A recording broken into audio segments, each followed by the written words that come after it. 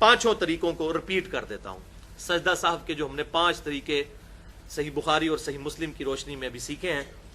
پہلا طریقہ یہ ہے کہ تشہد میں آخری رکعت کے اندر سلام پھیرنے سے پہلے 2 سجدے کیے جائیں اور پھر دائیں اور بائیں سلام پھیر دیا جائے.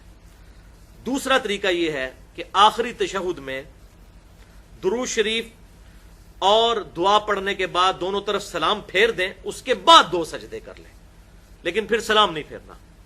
اور تیسرا طریقہ یہ ہے کہ یہی عمل کیا جائے, یعنی آخری تشہد پڑھنے کے بعد دائیں اور بائیں سلام پھیرا جائے, اس کے بعد 2 سجدے کیے جائیں, 2 سجدے کرنے کے بعد پھر دائیں اور بائیں سلام پھیر لیا جائے.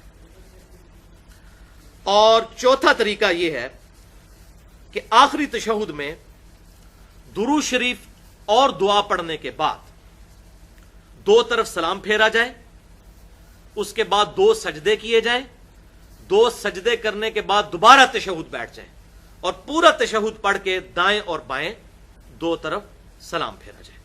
اور 5واں طریقہ بھی اسی کی ایکسٹینشن ہے جو میں نے بتایا. ابراہیم نخعی رحمۃ اللہ علیہ المتوفی 96 ہجری جو تابعی ہیں اور امام ابو حنیفہ رحمۃ اللہ علیہ کے دادا استاد ہیں, ان سے ثابت ہے کہ آخری رکعت میں تشہد پڑھنے کے بعد, اب اس میں آپشن ہے, چاہے تو عبدہ و رسولہ تک پڑھ لیں, چاہے پوری دعا تک تشہد پڑھ لیں, دونوں طرح درست ہے.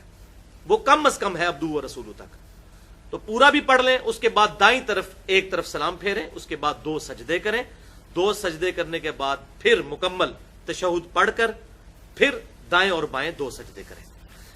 تو ابراہیم نخعی نے جو فرمایا کہ صحف میں اور جنازے میں ایک سلام ہے, تو یہ ایک سلام انہوں نے کیوں کہا کہ صحف کے 2 سجدوں سے پہلے ایک سلام ہے.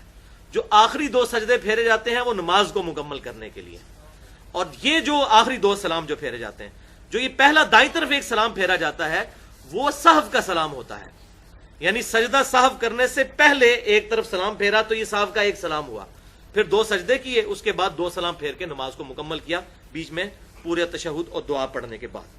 تو یہ الحمدللہ 5 طریقے سجدہ صاحب کے مکمل ہو گئے.